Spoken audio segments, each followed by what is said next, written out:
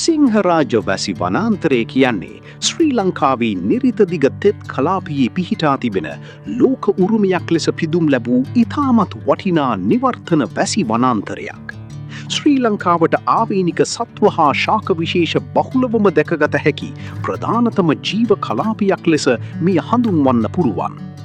සිංහරාජ පිළිබඳ වැදගත් තොරතුරු කිහිපයක් මෙන්න. 1. භූගෝලීය පිහිටීම. දිස්ත්‍රික්ක. මෙය රත්නපුර, ගාල්ල සහ මාතර යන දිස්ත්‍රික්ක තුනටම මායිම්බ පැතිර පවතිනවා. ප්‍රමාණය. මුළු භූමි ප්‍රමාණය හෙක්ටියාර් 11,000කට වඩා වැඩි. 2. ජෛව විවිධත්වය. බයෝඩයිවර්සිටි.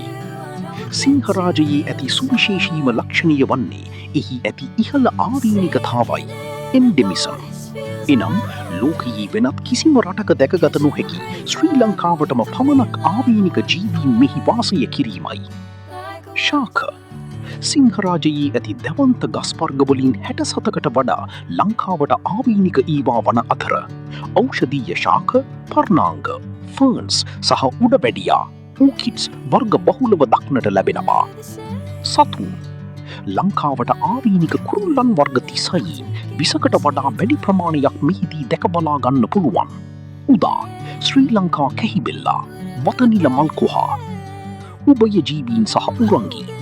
ශ්‍රී ලංකාවේ වෙසෙන ආවේනික ගෙම්බන්, හූනන් සහ කටුස්සන් විශේෂ රැසකට සිංහරාජය නිවහනක් වෙනවා. 3.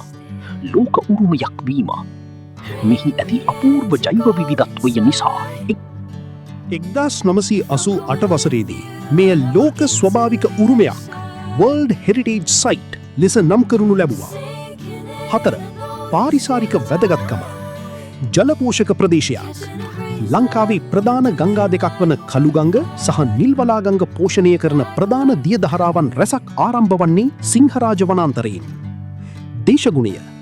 වසර පුරාම පාහිමීට තද වැසි ලැබෙන අතර සෙල්සියස් අංශක 19 පච්චීස අතර මධ්‍යස්ථායී සිසිල් දේශගුණයක් පවතිනවා. 5. සංචාරක ආකර්ෂණය. ස්වභාව ධර්මයට ආදරය කරන සංචාරකීන්ට සහ පර්යේෂකීන්ට සිංහරාජය කියාපු තැනක්. පිවිසුම් මාර්ග.